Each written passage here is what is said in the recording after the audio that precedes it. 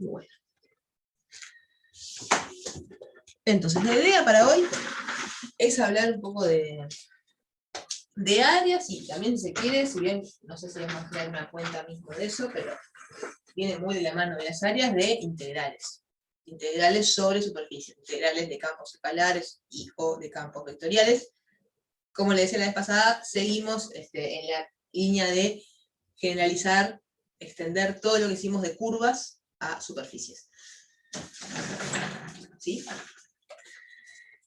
Y no sé si se acuerdan la vez pasada, y si no se acuerdan la vez pasada también lo vieron con Marco, que habíamos estado definiendo superficies, y en particular superficies regulares. Sé que con Marco vieron ejemplos de cuando, o sea, ejemplos de las cosas que no.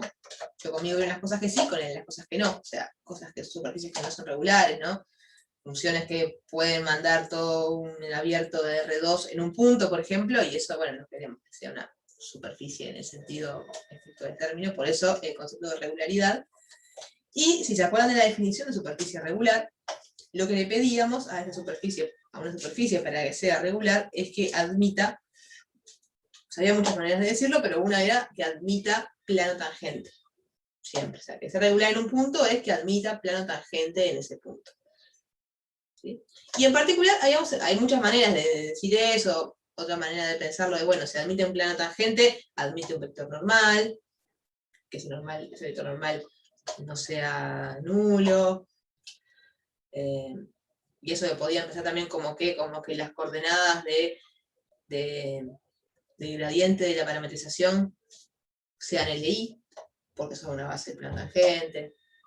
Y en particular lo escribí, una manera de escribirla que parecía a primera vista, o no, a mí a primera vista me parece que uno dice que es un poco forzado, pero tenía una razón de ser, y por algo lo dije la vez pasada, era de, esto es un garabato, que no lo copian, pero habíamos dicho que para que fuera regular la superficie lo que le pedíamos era que en la norma de este vector, phi sub u, de v, producto vectorial con phi sub b, de v, que esta norma no sea cero. O sea, que este vector, el producto vectorial de estas dos cosas, no sea nulo.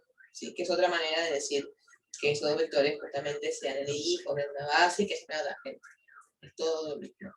Entonces, bueno, ¿por qué decirlo de esta manera tan complicada? ¿Por qué molestarse allá del producto vectorial cuando puedo simplemente mirar los dos vectores y asegurarme de que no sean colineales? Que es muy fácil darse cuenta de eso.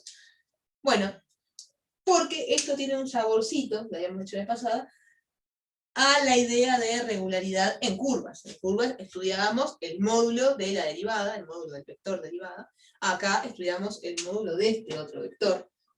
Y ahora que vamos a hablar de integrales, ahora que vamos a hablar de áreas, esto tiene mucho más sentido porque de la misma manera que cuando trabajábamos con áreas usábamos justamente la integral de alfa', acá, para hablar de áreas, vamos acá a usar la integral en superficie de estas cosas de acá. ¿Sí?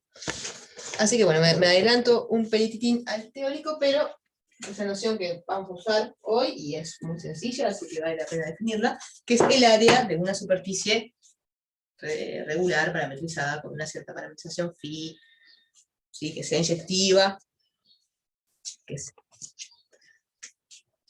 Así que hablemos un poquito de área de una superficie.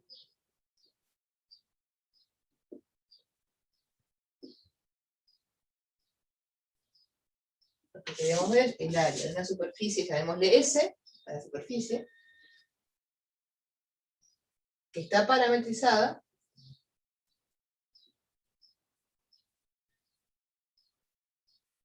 a través de una parametrización, vale la redundancia, sabemos de, yo qué sé, ¿sí? De un cierto dominio de en R3, en S, como le quieran llamar. ¿Sí? Y esta parametrización le vamos a pedir que esté bien en el sentido de que sea, como les decía recién, regular e inyectiva. Regular, como una manera de decir, bueno, la superficie no hace cosas raras, y que sea inyectiva para asegurarnos de que la parametrización no hace cosas como dar muchas vueltas sobre la misma superficie, porque entonces estoy contando área más de una vez. Lo mismo que les podía pasar con las curvas, ¿no? Si se acuerdan de tu conferencia, parametrizamos con de 0 a 2pi, de 0 a 4pi, nos da distintas integrales. Así que para evitar esas cosas, le pedimos que sea inyectiva.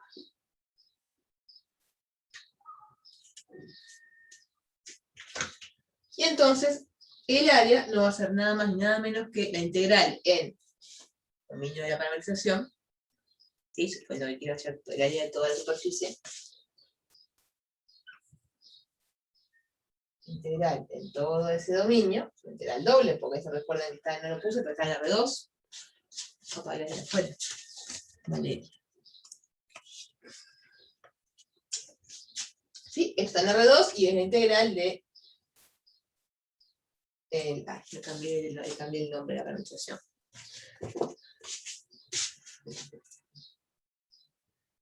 Esta phi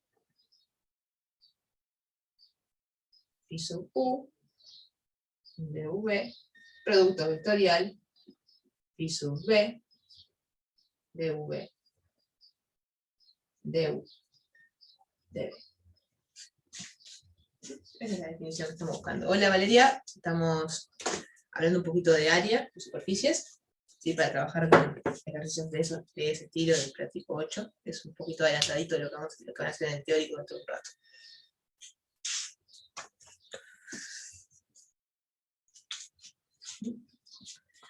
Hay un montón de casos particulares que después te van a comentar en el teórico, que sobre alguno de ellos me voy a explayar en un ratito, sí, pero no quiero ahora hacer como un gigante glosario, porque me parece que hace más ruido que aportar, sí, pero que tiene que ver con cuando tenemos ciertos casos específicos de superficie, ¿no? Lo mismo que nos pasaba con el plano tangente, que habíamos hablado de otra vuelta, ¿no? Cuando tenemos superficies que son gráficas de una función f, ahí podemos usar esa información de manera adecuada. Cuando tenemos superficies que son superficies de revolución, ¿sí? O sea que son el resultado de girar una curva en torno a un eje. En fin, hay casos particulares que nos permiten abordajes particulares, pero que no dejan de ser al final del día casos particulares de esto. ¿Sí? Esta es la más global que podemos tener. Así que bueno, para empezar a fijar ideas, propongo que hagamos un ejemplito de cálculo de área, simplemente usando lo que tenemos, que es esta definición. ¿Sí? Y es el ejercicio, a ver cuál ejercicio era, creo que era el 8, vamos a ver. Sí, el 8, me gustó. Es fácil, pero no tan trivial. ¿Sí? Como para tiene algo que hay que hacer, que es interesante, que es buena parte de la dificultad de este ejercicio no es tanto operatoria, no es tipo calcular la re difícil, sino geométrica, si se quiere, ¿no? De lograr expresar correctamente la superficie que queremos calcular, cuya área queremos calcular. Sí, eso tiene un sabor muy parecido a lo que les pasaba en cálculo en varias variables cuando trabajaban con integrales múltiples. ¿Sí? Que muchas veces lograr expresar correctamente el dominio de integración, lograr escribir bien los extremos de integración, era la dificultad, o el lugar no lo podía más equivocarse. Bueno, en esto nos va a pasar un poquito lo mismo. Así que como ejemplo, si me permiten borrar esta definición, si tenemos todo el pizarrón limpio, es muy fuerte esta definición. Esto es el área, cuando tenemos una superficie parametrizada por phi. Entonces ahora, bueno, vamos a tener que calcular un área, para lo cual vamos a necesitar entender la superficie que nos dan, dar una parametrización, porque no nos dan una parametrización, tenemos que darlo nosotros, y hacer las cuentas. Entonces, como ejemplo, tenemos el ejercicio 8. Que nos piden el área de, no voy a copiar toda la letra, pero lo que nos piden es el área de la superficie que está delimitada por 3 ecuaciones. 2 planos y un cilindro.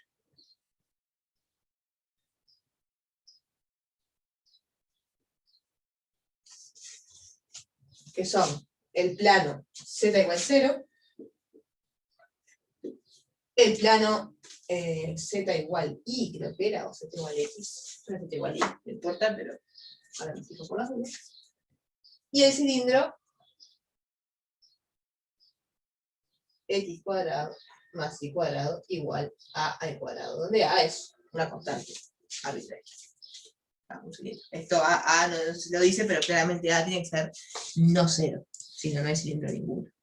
No lo dice, pero el asesor entiende que no puede suceder. Si no, no hay cilindro y el ejercicio tiene muy poca gracia. Así que bueno. Primero que nada, no sé si visualizan qué aspecto tiene la superficie. Es decir, no es vital, pero es de ayuda a la hora de parametrizar, darse cuenta qué aspecto tiene.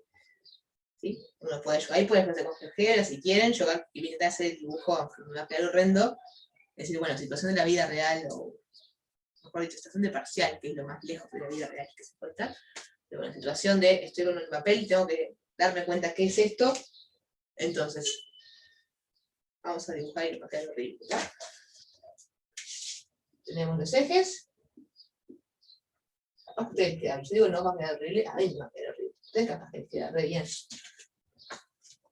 Entonces, el plano Z igual 0 es este plano de acá, es el piso.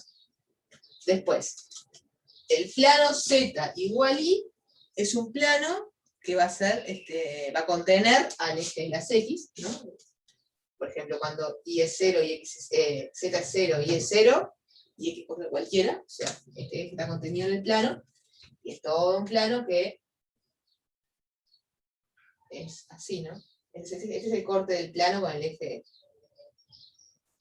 con el plano IZ, por ejemplo. ¿Sí? Y me cuesta un poco de una perspectiva, pero sí, no sé si lo ven, pero es como una rampa, así. Y es un plano que es perpendicular al plano ZI. Y el cilindro. El cilindro es el cilindro de radio A, un cilindro que tiene como eje el eje Z. Que si claro, estoy dibujando los tres como por separado, como toda la superficie, para tratar de ver cómo se corta. Acá tengo entonces un cuarto de circunferencia. Esto sigue. Esto tiene radio A. Y bueno, es un cilindro que está así.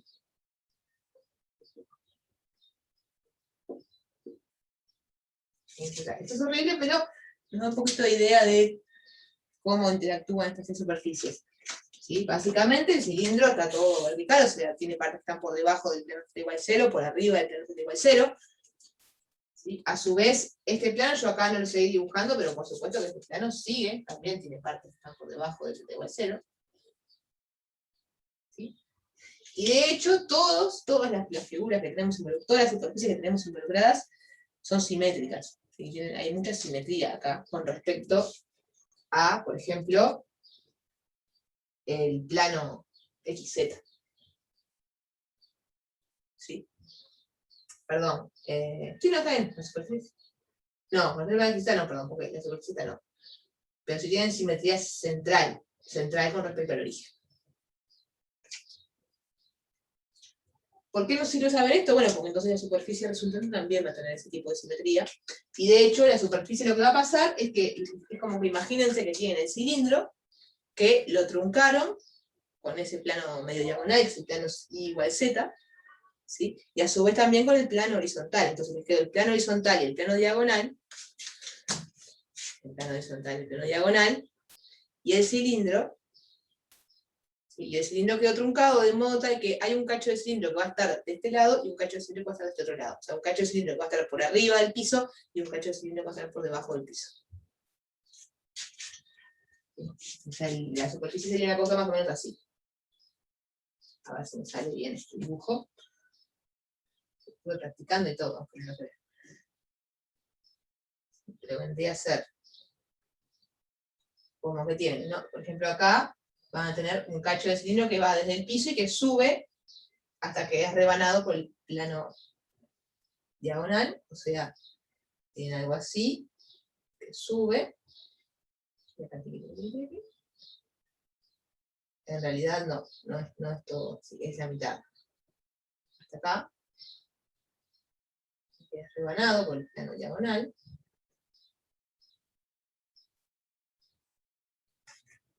Queda como así, como abierto. Y después tienen otro cacho de superficie que en realidad es igual, o sea, intuitivamente después hacemos las cuentas y lo explicamos, pero por la simetría que les decía recién, es igual en cuanto a su área, así que está por debajo del piso, por debajo del plano Z igual 0. Que es este de acá.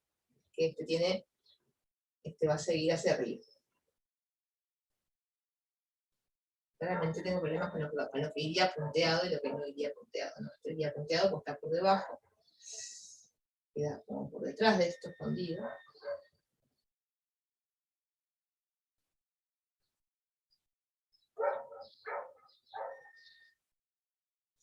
Ahí va, esto queda ahí. Esto queda ahí.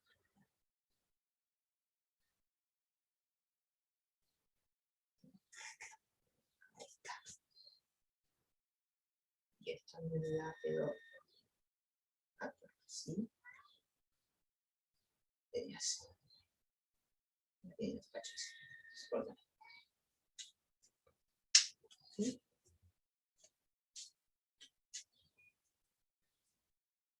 Ese es el aspecto que tiene la superficie que queremos integrar. Es de vital importancia haber hecho el dibujo, haber hecho el coso, y bueno, no sé, eso es un poco opinión personal. Yo creo que nos puede llegar a ayudar un poquito, no sé si a construir la parametrización, pero por lo menos a controlarla, ¿sí? A darnos cuenta de que no metimos la pata, de que no nos falta nada, de que no nos sobra nada. Pero bueno, todo muy bien, pero hay que parametrizar ahora. Entonces, primera cosa que recomiendo tener en cuenta es, hay un cilindro involucrado. O sea, esto de acá, de superficie que estamos considerando, es un pedazo de cilindro. O sea, cuando hablo de cilindro, ahora en este momento, cuando digo cilindro, me estoy refiriendo a, no al relleno, sino simplemente al casco cilíndrico, ¿no? Es un pedazo de tubo de papel higiénico. Podría haber hecho tubo de papel, podría haberlo cortado, es mucho papel dibujo. Esto es parte del cilindro, entonces si tenemos capaz que una forma cómoda de parametrizar esto es usando la parametrización del cilindro, o sea, usando coordenadas cilíndricas.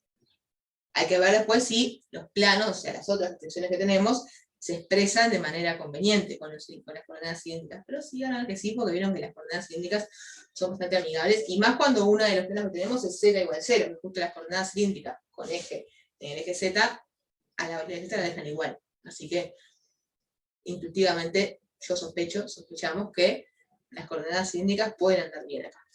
Probemos. Probemos a intentar parametrizar esto usando coordenadas cilíndricas.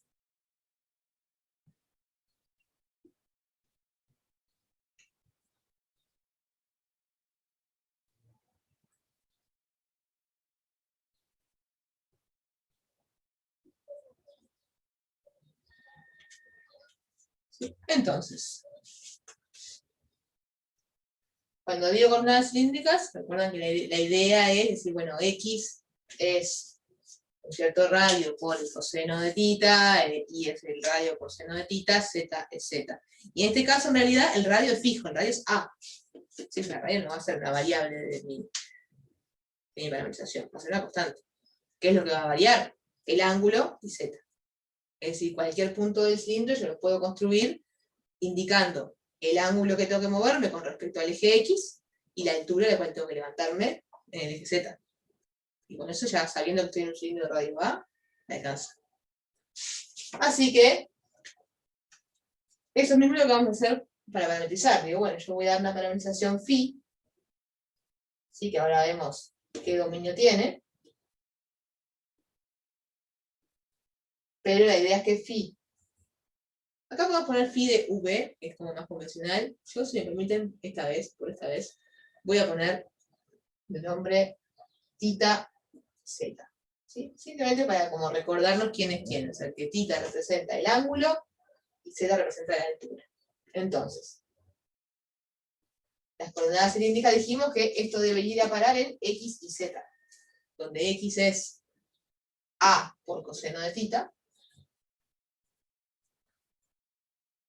y va a ser a por seno de tita, y z es z.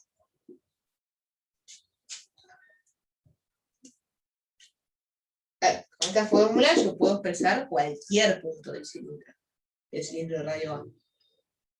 Y yo no quiero en realidad cualquier punto del cilindro, porque no tengo todo el cilindro, tengo esta cosa. Entonces yo tengo ahora que hacer recortecitos. Cuando digo recortecitos quiero decir elegir convenientemente el dominio para que lo que estoy parametrizando sea exactamente esto. ¿Alguien más? ¿Aquí? Entonces, escuchan sugerencias. ¿Qué ángulo tengo? ¿Qué secas tengo?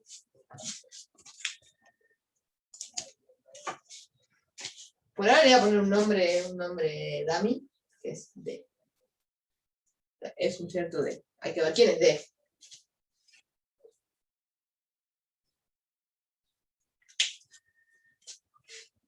Ahí entró gente.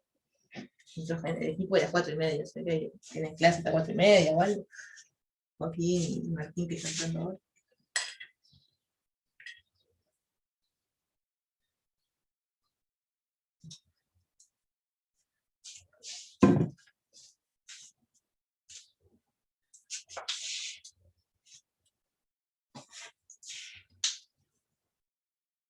Bueno, ¿alguna sugerencia para Joaquín que entró recién, para Martín que está entrando? Está tranquilo, no pasa nada. Me imaginé porque justo entraron dos ahí, justo 4:30, era como muy redondita.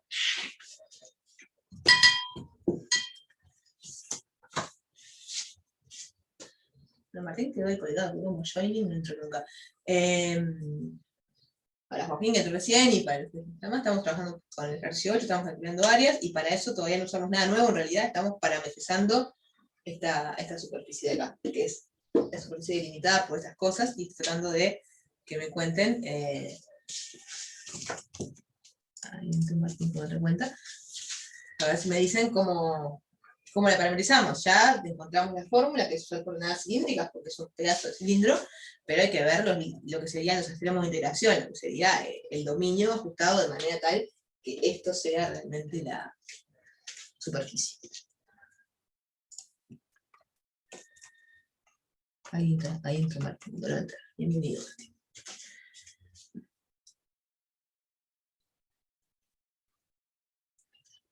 Fíjense que en principio uno puede como cometer el error o caer en la trampa de decir el ángulo va del 0 a 2pi. O sea, doy toda la vuelta. ¿No? ¿Se fijan? Siempre recuerden que el ángulo, de la manera que estamos trabajando, estamos pensando como tomado con respecto a este semieje, al eje de las X. O sea que doy vuelta a partir de acá, ¿no? Ángulo pi sobre 2, ángulo pi, etc. Hasta llegar acá. Y acá en realidad doy la vuelta completa. Doy la vuelta completa. O sea que podría llegar a pensar que el ángulo es 0 a 2pi. Pero ¿qué pasa? Hay que tener un poco de cuidado con eso. ¿Por qué? Porque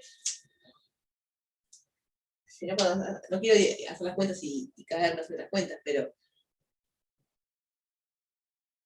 básicamente esto es de cálculo, le he pasado un montón de veces, que es cuando van a escribir la integral, por un lado van a tener que van desde el piso hasta el plano diagonal, en este pedazo de superficie, pero acá, en realidad, si lo mido de abajo hacia arriba, van desde el plano diagonal hasta el piso. ¿Sí? Si quiero pensar de abajo hacia arriba, de dónde a dónde va las zetas, por ejemplo. Entonces, lo que nos resulta más conveniente acá es pensar el dominio como partido en dos pedazos. ¿Sí? ¿Por qué? Pues si no, lo que nos puede pasar, lo que nos va a pasar, si es cierto lo que yo digo, sí. Lo que nos puede llegar a pasar es que estoy integrando una función que es siempre positiva, que es la norma del vector. El vector es el producto vectorial. Si yo integro así nomás, corro el riesgo de que se me cancelen las cosas y me dé cero. ¿Sí? Recuerden que son áreas, las áreas siempre tienen que ser no negativas, entonces cada pedacito de esto que yo integre por separado me tiene que dar positivo.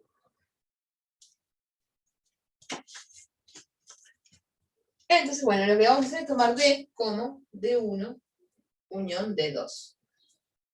¿Sí? ¿Dónde D1 qué puedes hacer? Bueno, va a ser el pedazo de R2, el pedazo del plano que me sirva para parametrizar este pedazo de la superficie. Lo voy a pintar un poquito. ¿sí? Este pedacito de superficie, que por supuesto sigue del otro lado. ¿Sí? Ese es de 1. Y en violetita vamos a pintar este otro, que sería de 2. O sea, esto no es literalmente conjunto de 2, sino de 2 es el conjunto de R2 que me manda, que la parametrización va a mandar acá. ¿Sí? Se corresponde con ese pedazo de superficie, pero no es literalmente ese pedazo de superficie. Y bueno, ahora digamos bien quiénes son de 1 y de 2. De 1 va a ser entonces, ahora sí, van a tener que fácil darse cuenta, porque los ángulos que tengo, o sea, acá yo no puse ejes para no agregar más ruido, pero el origen estaría acá. ¿Sí? Este es el eje de las X, este es el eje de las Y, este es el eje de las Z. Entonces, lo que tengo es que mi ángulo va a ir desde 0 a pi, es decir, doy media vuelta. O sea, que voy a tener los θ, z, tales que, en R2, tales que θ pertenece al intervalo cerrado 0pi, o abierto 0pi, no importa, o sea, el aspecto de calcular un área no importa si está o no está en el extremo de integración. Por eso es que no nos molesta estar parametrizando con conjuntos cerrados, que a otros efectos sí nos pueden molestar. O sea, topológicamente no está muy bueno. Y z, o sea, las alturas de los puntos, de dónde a dónde van. Y bueno, eso va a depender, a diferencia de lo que sucede con θ no importa en qué parte de la curva usted. Siempre, si hay un punto, está también todos los que dan la vuelta. Es un poco la lógica, ¿no? Donde haya un punto de la superficie, también están todos los que dan la vuelta. En cambio, en Z no, en Z, de dónde a dónde voy depende. Si estoy acá, por ejemplo, sobre el eje X, nada, estoy solamente en el eje X. Si estoy más acá, mi Z va a ir desde 0 hasta A. Esta altura máxima va a ser A. Eso depende de dónde estoy parado. Y de hecho lo que me da ese techo, lo que me da esa cosa superior, es este plano de acá, es el plano I igual Z. Es decir, Z, la altura, va desde 0 hasta I. Z va de 0 hasta I, tiene sentido por lo que estamos diciendo ahí. Y en términos de las coordenadas polares, eso quiere decir que Z va desde 0 hasta A por seno de θ, que es I. Z, entonces, pertenece a 0, A seno de θ.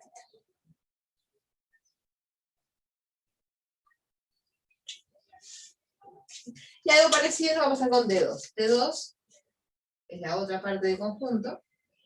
Va a ser el conjunto de los θ, z, tales que ahora θ empieza, podríamos decir que empieza acá, empieza en la mitad de la vuelta y termina, lo que faltaba para completar la vuelta, o sea, va de pi a 2pi. Es el pedazo de vuelta que nos faltaba. Y ahora z, visto de abajo hacia arriba, ya no va de 0 a i, no va del plano z igual a 0 al plano z igual a i, sino que va al revés, va desde z igual a i hasta z igual a 0, porque ahora se cruzaron los planos. Así que z va a pertenecer a por seno de θ, 0. O sea que para calcular esta área vamos a tener que calcular dos integrales, la integral en D1 y la integral en D2, y después sumarlas. No lo dije, pero lo van a ver en teórico después, y me parece que es un resultado muy creíble y poco sorprendente que las integrales en superficies, y por ende el área, que es un caso particular integral también, conservan las propiedades de la integral que conocemos de siempre, en particular la aditividad, ¿no? La linealidad. Si tengo la integral en la unión de dos conjuntos que son disjuntos, o que se unen en un conjunto que es de área 0, integral acá es la suma de estas dos integrales, esos resultados se mantienen. O sea que yo puedo, para integrar en D, integrar en D1, integrar en D2 y sumar las integrales. Es decir, hablando en términos de área, lo que digo es, calculo el área de este pedacito, calculo el área de este pedacito y lo sumo. No es nada sorprendente.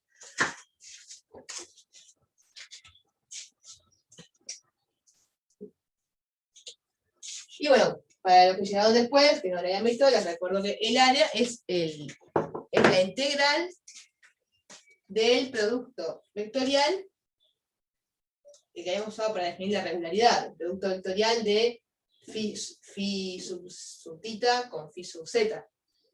Así que vamos a necesitar calcular eso.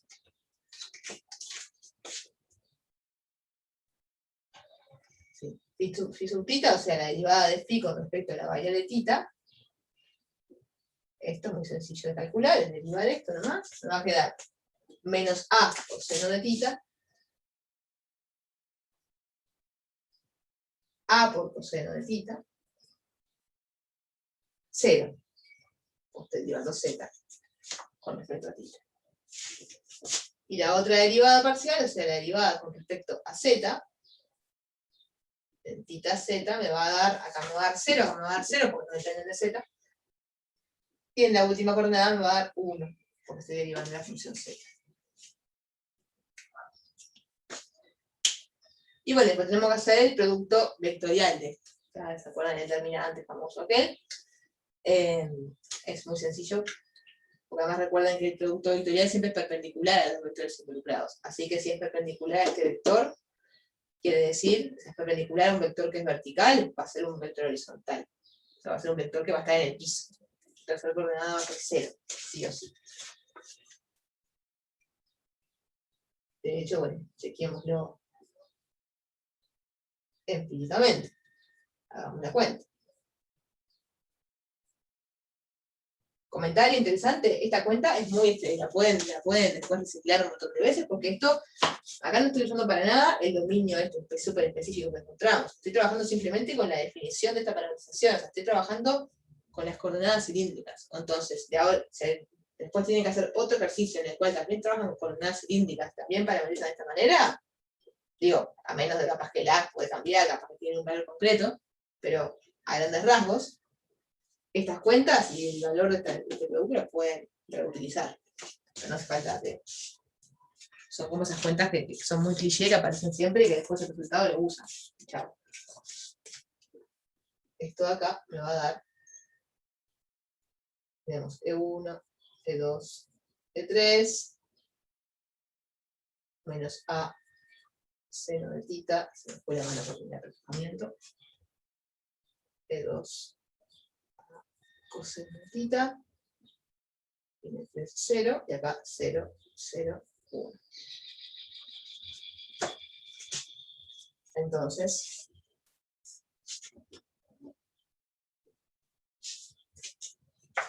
lo que nos va a quedar va a ser, bueno, acá me va a quedar en la primera coordenada A coseno de tita, porque tengo estos 3 y después el otro me da 0. En la segunda coordenada voy a tener, esto me da 0 y el otro me da menos A seno de tita, que como está restando me va a quedar A seno de tita.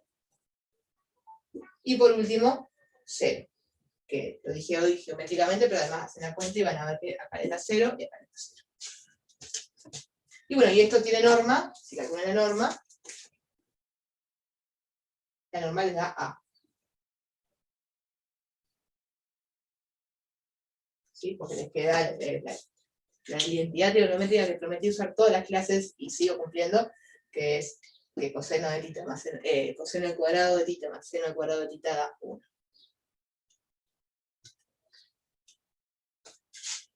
Así que bueno, tenemos la norma de ese vector, que es lo que necesitábamos justamente para calcular la integral. Así que lo que queremos es integrar, al final, observen, es muy importante, nos dio constante. La norma es constante. O sea, vamos a integrar una constante en este conjunto. Lo cual, a priori no tendría por qué haber sido así, pero bueno, sucedió. Así que voy a poner luego de vuelta, ya puse luego.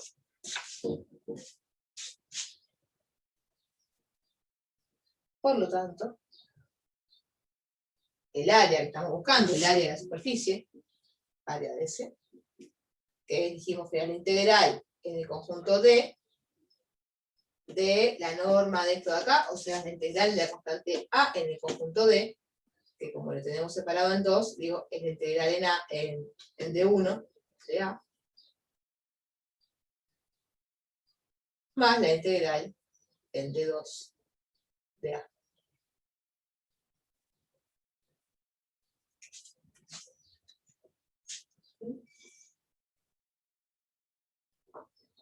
Con estos más puntos de 1 y de 2. Y a ver, calcular estas integrales, nada más y nada menos. Calculémoslas por separados, más si quieren calculamos una sola y la otra con ejercicio, porque son muy parecidas las cuentas, y vale la pena que hagan alguna de ellas. Así que bueno. Bueno, ustedes ya tienen esto registrado, así que puedo borrar esta función de acá abajo, que justamente es donde definimos quién es D1, pero nos acordamos quién es D1. Habíamos dicho que D1, la integral de A en el conjunto de 1, de θ de z. Habíamos dicho que θ no dependía de nadie, iba de 0 a 2pi, así que en realidad nos va a convenir más integrar al revés, nos va a convenir más integrar primero en función de z y después en función de θ. Igual podría los pisos, ya porque borrar podría los pisos después. Pero... esto va a ser z, dijimos que iba, en el caso de D1 era el que estaba por arriba del piso, entonces z iba de 0 a i, o sea, a por seno de θ, y θ iba de 0 a pi.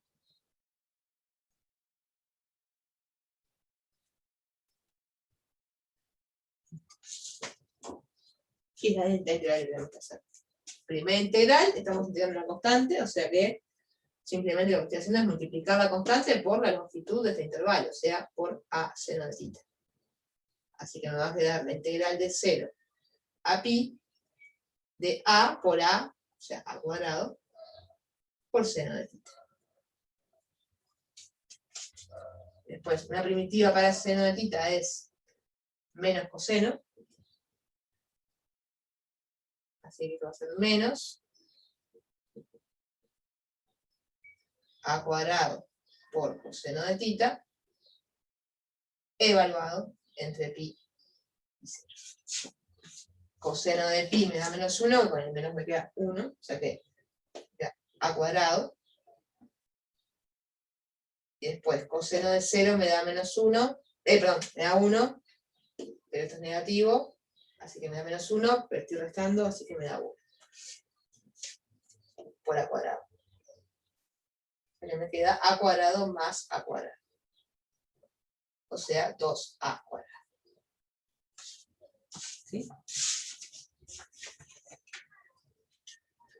Y bueno, la otra mitad de la cuenta, la dejo para que la hagan ustedes, pero que es, primero, la cuenta en sí es muy análoga, o sea, acá qué es lo que va a cambiar, y bueno, va a cambiar que acá va a ir de pi a 2pi, va a cambiar que acá va a quedar el extremo de integración, pero lo demás es muy parecido, y de hecho les va a dar lo mismo, les va a dar 2a cuadrado de vuelta, lo cual es, por otra parte, totalmente esperable, por lo que yo les decía hoy. El conjunto es simétrico, o sea, el pedacito de arriba y esto de abajo son simétricos, son iguales en cuanto a su área, en cuanto a su forma, son isométricos. Así que, de modo similar, cuando digo de modo similar, quiere decir estoy metiendo la cuenta, pero la pueden hacer ustedes para practicar después.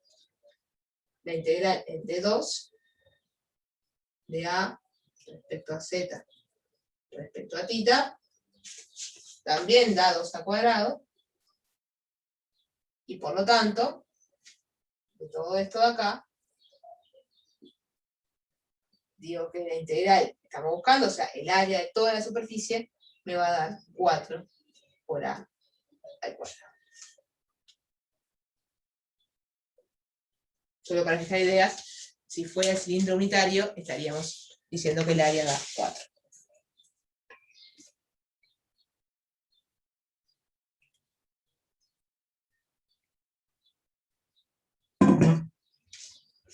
Un comentario completamente innecesario y la cuento de nada, pero me parece pintoresco que no dependa de pi. Cuando hay cosas que son así con coordenadas cilíndricas polares, siempre aparecen cosas con pi.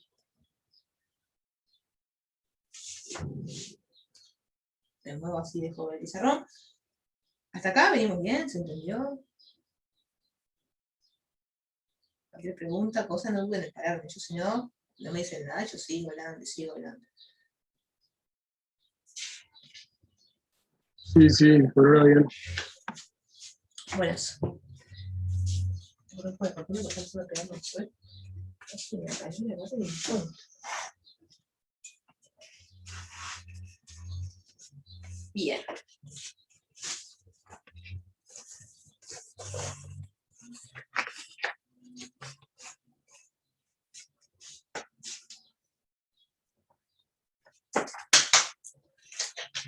Bueno, esto fue un ejemplito de área. Lo que quiero hacer ahora es seguir hablando de áreas, pero ahora un poquito más no sé si más en genérico, en realidad, porque es algo muy particular lo que vamos a hablar, sí, un poquito más teórico, ¿sí? De hecho es algo que creo que está en las notas, o algo parecido, por lo menos ahí en las notas, ¿sí? Pero me parece que es interesante de ver la clase de todas maneras, ¿sí? Que es un caso particular de cálculo de áreas, es cuando están calculando superficies que son superficies de revolución, ¿sí? O sea, cuando tenemos ese tipo de situaciones, al igual que cuando tenemos gráficas de funciones, etc., tenemos fórmulas específicas que dependen de la función que estoy integrando o la curva que estoy revolucionando. Entonces, lo que vamos a hacer, que es un ejercicio práctico también, es el 12, creo, es inferir esa fórmula, ¿sí? O probarla. Creo que la Dani hay que probar la fórmula, no hay que inferirla, ya la dieron. Hay que probar que es esa. Hay que justificar que eso es lo que nos da. Insisto, en la práctica es para simplificarse un poco la vida en el sentido de que cualquiera de las integrales la podría calcular también usando la definición, usando la integral de la norma de esto. Simplemente que con la fórmula que vamos a ver ahora, en ese tipo de situaciones se ahorran construir cada vez la parametrización. O sea, de hecho, la parametrización la vamos a construir nosotros ahora cuando lo demostremos. Es como, bueno, siempre en estos casos se usa la misma parametrización. Entonces, como tenemos una fórmula que no usa la parametrización, que no depende de la parametrización. Esa es, digamos, la ganancia, la ventaja que tiene el tener esa fórmula. Y yo que personalmente tengo una memoria horrible, tener 80 millones de fórmulas para distintos tipos de superficies me resulta medio tedioso, pero entiendo que tiene esa gran virtud. Gran virtud, esa Entonces, el otro ejemplo que quiero comentar ahora es ese, es cuando tenemos una superficie que se obtiene revolucionando una curva, o sea, haciendo girar una curva en torno a un eje. Y esto es el ejercicio, si no recuerdo mal, 12. Voy a chequear en el práctico por las dudas, que estoy citando bien. Sí, estoy citando bien. Lo que nos dice en este ejercicio es, tenemos la superficie, o sea, lo que queremos es el área, ¿no?, de una superficie de revolución, que en particular la obtengo como girando, revolucionando,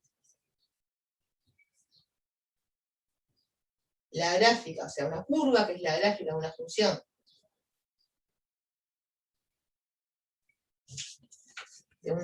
f,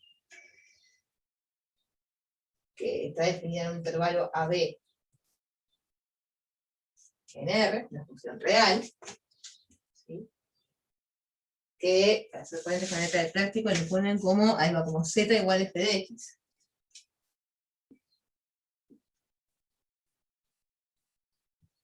Lo que estoy diciendo con esto es simplemente ubicarla en el espacio. Es decir, bueno, esta función que en realidad, esto que digo es muy prolijo, ¿no? Una compra. Pero lo que estoy diciendo es esto esencialmente. Es que esta gráfica, que en principio es una función real, cuando la contextualice en el espacio, la estoy colocando en esta pared. ¿Sí? Y lo que hago con esa curva es girarla en torno al eje Z. La giramos así.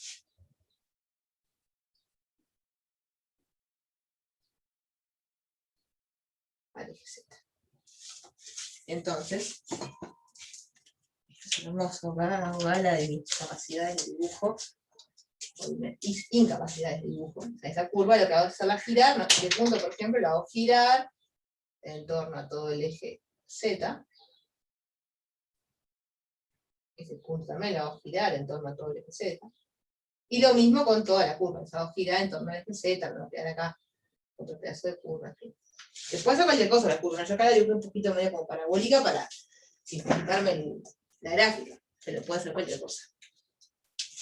Y lo que quiero es, básicamente, el área resultante de toda esa superficie, ¿no? Una especie de copa que me quedó ahí. Acá también. Y lo que nos dice el ejercicio es que eso va a tener como fórmula, si S es la superficie, el ejercicio lo que nos dice es que el área de esta superficie es 2pi por la integral entre A y B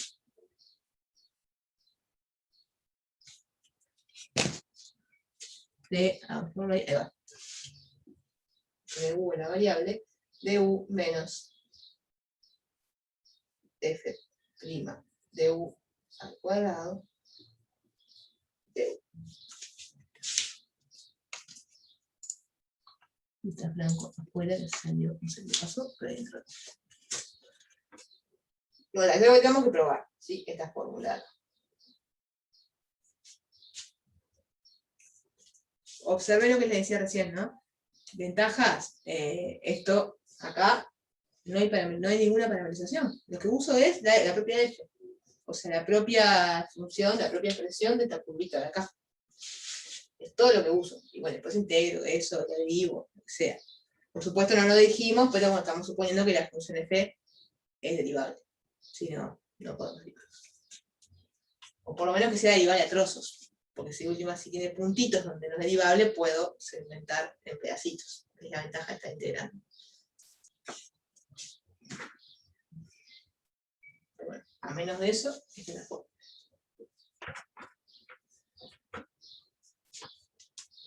Entonces, ¿algo que se les ocurra?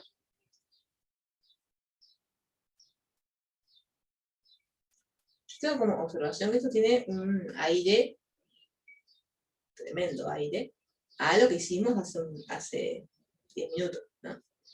¿En qué sentido? En el sentido, bueno, acá no hay ningún cilindro, van a decir, no hay ningún cilindro. Bueno, no, pero el cilindro es un caso particular de superficie de revolución. La superficie que integramos no porque estaba cortada todo, pero el cilindro entero es un caso particular. Y las coordenadas cilíndricas juegan con eso.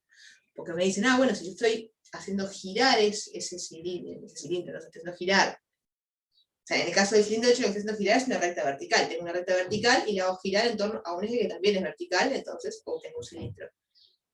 ¿No? Y lo que hace las coordenadas cilíndricas es decir, bueno, si estoy haciendo girar algo en torno al eje Z, entonces puedo usar, cuando lo miro desde arriba, digamos, cuando lo miro proyectado al plano XY, puedo pensar que estoy usando coordenadas polares. O sea, puedo pensar que he visto barriarte girando con respecto al origen. Y acá va a pasar exactamente lo mismo. Acá tengo no es una recta vertical, es esta curva de acá, pero estoy haciendo girar algo con respecto al eje Z. Cuando yo miro esto de arriba, ¿sí? Lo que voy a ver es algo, es una, no sé, yo miro la sombra de esto sobre el piso, va a ser esta superficie, bueno, esa superficie, pero es un conjunto que tiene la particularidad de que si un punto está en él, toda la circunferencia central en el origen que pase por ese punto también. O sea, si un punto está, puedo dar toda la vuelta y voy a estar también dentro del conjunto.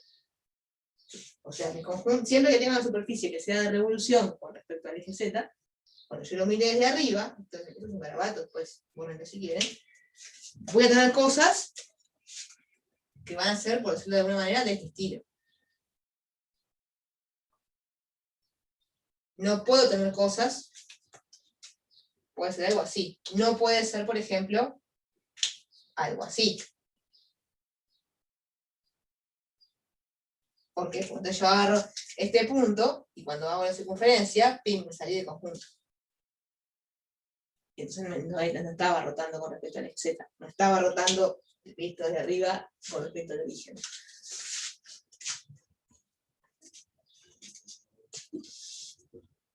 Entonces, esto me está diciendo, bueno, acá hay una invitación a usar coordenadas cilíndricas, muy interesante. Cilíndricas, y cuando digo cilíndricas me refiero a cilíndricas con eje Z. O sea, con el eje con respecto al cual voy a girar. Si fuese a girar con respecto al eje X, bueno, uso cilíndricas con respecto al eje X. Sí, pero como acá estoy girando en torno a Z, otra vez usemos coordenadas cilíndricas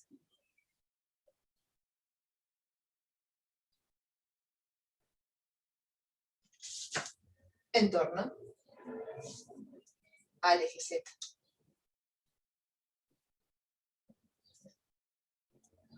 ¿Qué quiero decir con esto? Quiero decir que para parametrizar mi conjunto, lo que puedo hacer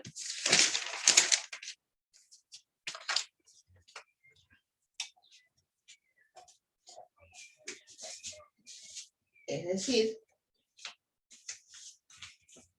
a ver cómo lo puedo decir esto, ¿no? Pero, porque ¿qué pasa? Acá hay una pequeña salvedad a tener en cuenta también, ¿no? Que es la siguiente. Cuando trabajábamos con el cilindro, yo hago ese dibujo que hice recién, esa especie de anillo que hice recién, ¿viste? Pero pensando en el cilindro es muy particular, porque el cilindro es solamente una recta vertical, y cuando yo lo miro de arriba, lo que tengo es una circunferencia, o sea, es un radio constante. Acá el radio ya no va a ser constante, el radio va a abarcar un cierto rango. Lo bueno de ese rango es un rango fijo, digamos, no depende del ángulo, pero abarcar un cierto rango. Que de hecho ese rango, esa distancia horizontal con respecto al origen, es, de vuelta, si yo miro de arriba, en una cosa más o menos así, lo que tengo es que este radio de acá chiquito es A, y este radio de acá grande es B. ¿No? Piensen sobre este eje. Lo más cerquita que estoy es A, y lo más lejos que estoy es B. ¿Sí? Entonces, ¿qué es lo que yo puedo pensar? Lo que puedo pensar es, bueno, entonces mi radio va a tener un radio que va a ir desde A hasta B, un ángulo que va a ir desde 0 a 2pi, y una altura que va a ir desde F. Iba a decir que iba a ir desde F de A hasta F de B, pero es mentira, porque eso depende también de cómo sea la curva. Creo que no nos dicen nada de que la curva sea creciente, así que, a ver, por dudas. Ah, bueno, no, creciente no, pero nos dice que X está entre A y B. Sí, no lo puse acá, pero es A menor o igual que X menor o igual que B. Que eso está bueno porque entonces sí podemos decir que la altura va a ir desde F de A hasta F de B. Si no va a hacer vueltas raras que se vayan más arriba y más abajo. Entonces, aunque parezca que hay tres variables, que hay tres parámetros, en realidad hay dos. ¿Sí? ¿Por qué? Porque la altura de esa Z, que va desde F de A hasta F de B, está directamente relacionada con el radio, que va desde A hasta B.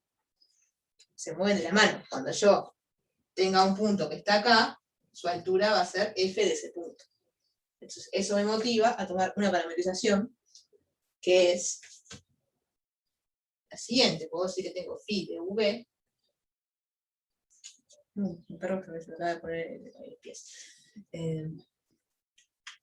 Phi de V, que va a ser U, o sea, el radio, ¿no? Sería como ρ coseno de tita. Ahora pongámosle U coseno de B. Eso es como decir, bueno, acá estoy como representando los puntos del piso. U seno de B. Y para cualquier punto que yo agarre, que sea representado como radio y ángulo, su altura la tengo perfectamente determinada a través de la función f. ¿Cómo? Y bueno, su altura va a ser f de u. Eso es bien interesante, pero piénsenlo un segundo. O sea, la coordenada en z solo depende del radio. ¿Sí? Todo punto que esté. Recuerden que la coordenada u representa no la distancia del origen, sino la distancia horizontal al eje z. Entonces, así como este punto de acá, por ejemplo, es f de b, todos los puntos que están en esta circunferencia, todos los puntos que resultan de girar ese valor de ahí, también tiene la altura B. No importa el ángulo, solo importa de qué punto de la curva provengo. Y de qué punto de la curva provengo es la distancia con respecto al eje Z. O sea que esta parametrización tiene sentido. Y eso es lo verdaderamente difícil, digamos, darse cuenta de cómo parametrizar. Una vez que nos dimos cuenta de cómo parametrizar, es hacer cuentas. Hagámoslas, pero es hacer cuentas. ¿Sí? E insisto, ¿qué es lo que ganaron con esta fórmula? Nada. Si no se acuerdan de esta fórmula, no la quieren usar, lo que va a pasar cada vez que tengan que calcular el área de la superficie de revoluciones, que van a tener que construirse a mano esta misma parametrización para la F concreta que tengan. Nada, es como un trabajo un poco reiterativo, un poco redundante, pero se puede hacer. ¿Sí? En particular, bueno, no dije nada del dominio, hay que decirlo. Bueno, mía, voy a decir acá abajo, nuestra función phi, ¿qué dominio va a tener? Y bueno, U, dijimos que representaba la distancia al eje Z, o sea que U va a ir de A hasta B, y B, que es el ángulo, va a ir de 0 a 2pi, porque yo veo toda la vuelta. Y eso va a ir a parar a R3. ¿Sí? De vuelta, estamos parametrizando superficies que no tienen borde, que son sin borde, pero para otras tienen borde, sí, no dice nada. No me da caso, iba a decir algo que no viene a cuento.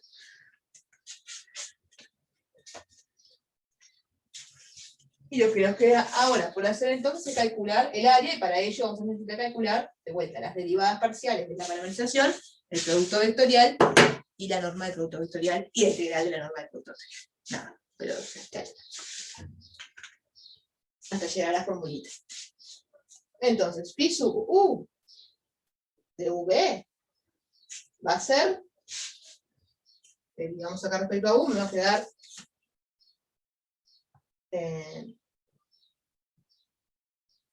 me queda coseno de B, derivo la otra coordenada, me queda seno de B, y la otra coordenada me va a quedar f' de U. Dijimos que asumíamos que este era derivable, o por lo menos derivable a trozos. Y la phi sub B de V va a ser derivo respecto a B, así que U queda como una constante, me va a quedar menos U seno de B, que es parecida a la que hicimos hace un ratito, parecida, es idéntica a la que hicimos hace un ratito. U coseno de B, C.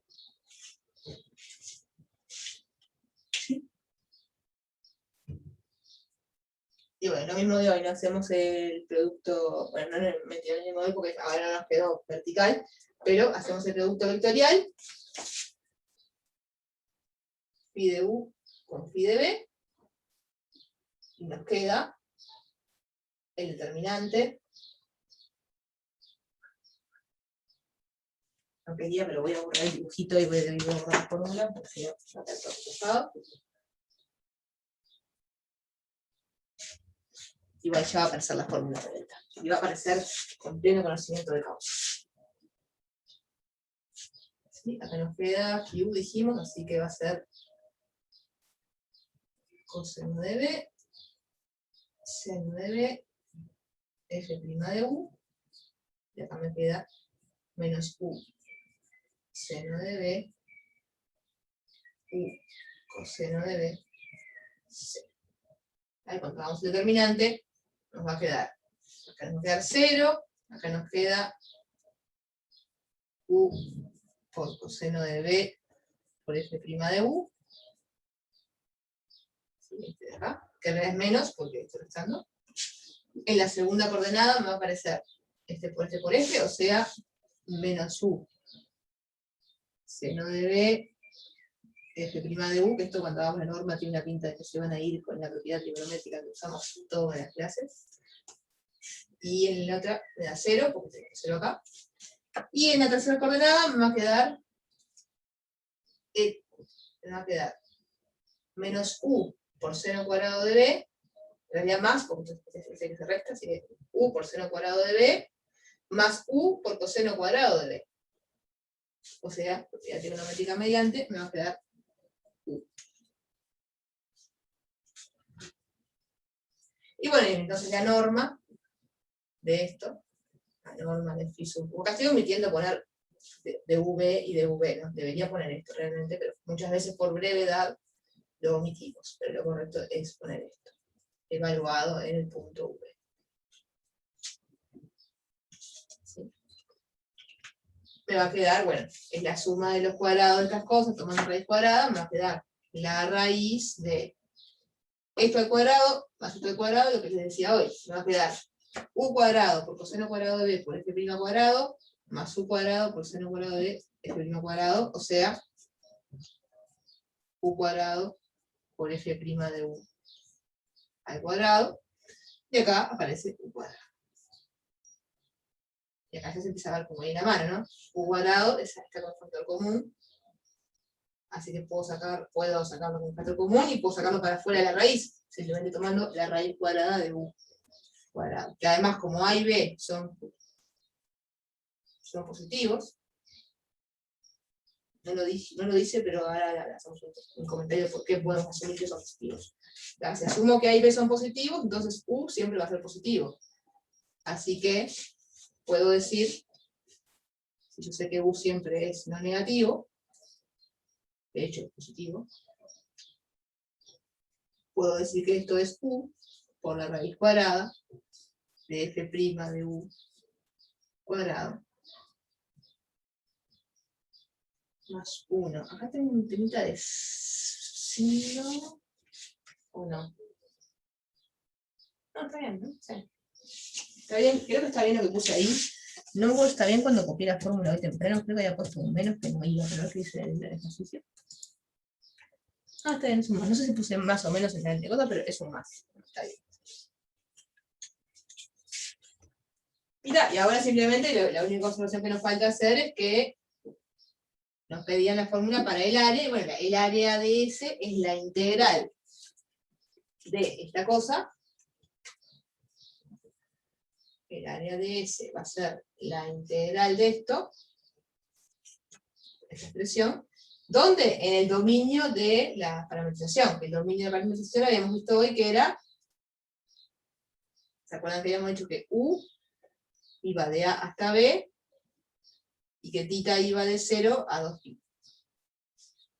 No están ligadas unas con otras, en ese sentido andan muy bien las fórmulas cilíndricas. De U más 1, me falta la raíz cuadrada, de U de θ. Pero como en realidad esto no depende de θ, para nada, cuando yo integre esto con respecto a θ, simplemente lo que estoy haciendo es multiplicar esto por la longitud del intervalo, o sea, multiplicar eso por 2π, que es justamente lo que es la fórmula que nos habían dado. O sea, es 2π por la integral entre a y b de u por la raíz de f' de u más 1 de u. Y ahí llegamos a la fórmula que nos dio el ejercicio.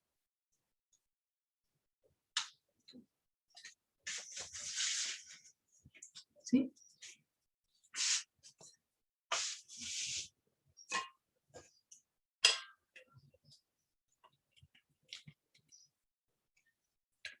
Para detenerlo un instante, porque siento que estoy metiendo pata.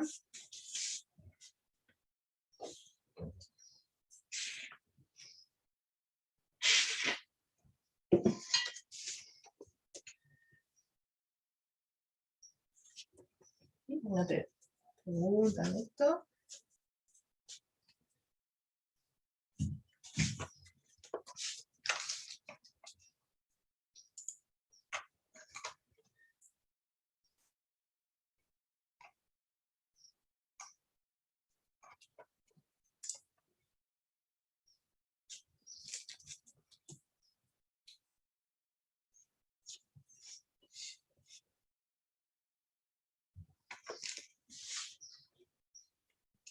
Bueno, ¿cuánto silencio?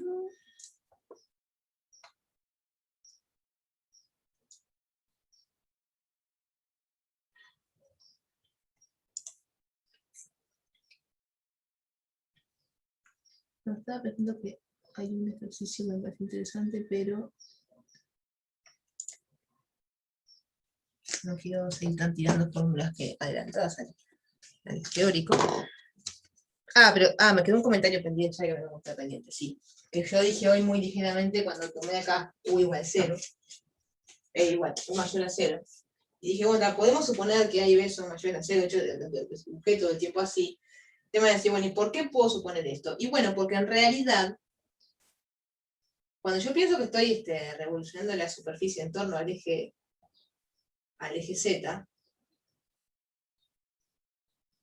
hay una cuotita pequeña, en realidad mentí, no es que haya una cuota pequeña de arbitrariedad, es que tengo que suponer que son así para que no se me genere, para que realmente la superficie no tenga problemas, o sea, que sea realmente la superficie. Porque si, ¿qué pasa? Si A y B, si son los dos negativos, no pasa nada, porque entonces como estoy haciendo superficie de revolución, puedo tomar el simétrico, simetrizar, y tengo los dos positivos y no pasa nada. Y si me quedan uno positivo y uno negativo, ahí eso no me puede pasar, porque entonces la superficie de revolución, cuando la quiero hacer, me va a quedar una curva que va a empezar acá, va a atravesar el eje Z y se va a autointersectar cuando la gire y ensanchada. O sea, no lo dice, pero debería suponerse que A y B son los dos positivos, o por lo menos que tienen el mismo signo los dos. Una vez que tienen el mismo signo, que sean positivos o negativos ambos, da igual. ¿Sí? Entonces, bueno, por eso que puedo suponer que son positivos los dos, y por eso que puedo suponer que U es mayor a 0. De lo contrario, esta fórmula tendría que adaptarse y poner un valor absoluto. Pero no voy a ir a ver.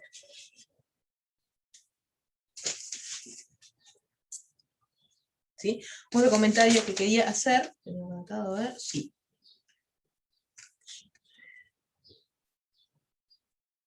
Es, aunque no sé si no quiero meterme todavía con ejemplos de eso, pero bueno, pero podemos hacer una especie de adelanto de lo que vamos a hacer la vez que viene. Estoy como tratando de no apurarme mucho porque no me quiero cruzar demasiado con Marco con respecto a las cosas del teórico, ¿no? O sea, ahora trabajamos toda la clase con la definición de área y nada más. Y en ese sentido parece que nos adelantamos lo justo y necesario. ¿Sí? Pero bueno, acá me tiro un pelín más para adelante, digo, en realidad la definición de área es una instancia particular de una definición más amplia, que es la definición de la integral de un campo escalar sobre una superficie. Así que eso la van a ver en teórico, pero que la van a ver y les va a estar súper familiar, porque es lo mismo que hacían en curvas. ¿Se acuerdan que en curvas lo que hacíamos era tomar el campo y multiplicarlo por la norma de alfa prima? Bueno, ahora vamos a agarrar el campo, no, perdón. Sí, el campo escalar. Acá agarramos el campo escalar y lo vamos a multiplicar ¿por quién? Y bueno, de vuelta, por la norma del producto vectorial con el que trabajamos toda la clase. Entonces, visto de esa manera, la observación que quiero hacer, que queda medio colgada, pero cuando lo vean en el teórico les va a quedar súper redondito, es la integral no, perdón, el área de una superficie, es la integral de un campo escalar, es la integral del campo escalar constante 1. Y eso es súper deseable y súper coherente con lo que ya sabíamos de toda la vida. Es lo que nos pasaba cuando integrábamos sobre curvas y es lo que nos pasaba cuando integrábamos en R, en R2, en R3, en Rn, cómo calculaban áreas, integrando la constante 1 en el conjunto. Bueno, mentira, en R no, en R2. ¿No? Ustedes querían en cálculo en varias variables, querían calcular el área de esta cosa de acá. ¿Qué hacían? Agarraban la constante 1 y la integraban en este conjunto. Esa era una manera de calcular áreas. Bueno, lo que estamos haciendo es generalizar esa estrategia. El área de S no es otra cosa que la integral del campo constante 1 en la superficie S. Claro, ¿qué pasa? Esto todavía no lo tenemos definido, lo van a definir en el teórico, pero ¿qué va a ser la definición de eso? O sea, ¿qué es la definición de un campo escalar? En este caso el campo constante 1 es integrar en el dominio de la parametrización correspondiente, ¿no? Va a ser una integral doble en D, donde D es el dominio que parametriza, de esto por phi sub U de V, producto vectorial, phi sub B de V. ¿Dónde? Que es de el dominio de la parametrización phi, o sea, phi de D en R3 es lo que parametriza S. Ya salgo acá, se le estoy tapando, ya salgo. Sí. O sea, la gracia de esto como observación es que si acá en lugar de poner 1 ponen F, si acá en vez de poner 1 ponen F, F de V. En realidad F de V no, F de E es un campo general de 3, F de XZ. Y acá ponen F de U, B, F de V. Perdón, F de V no, F de F de V.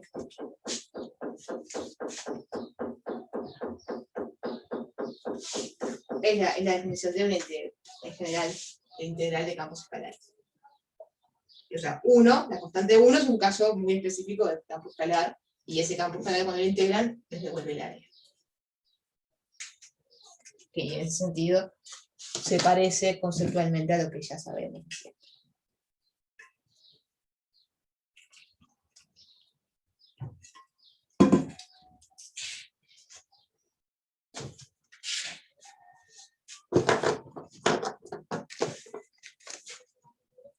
Y,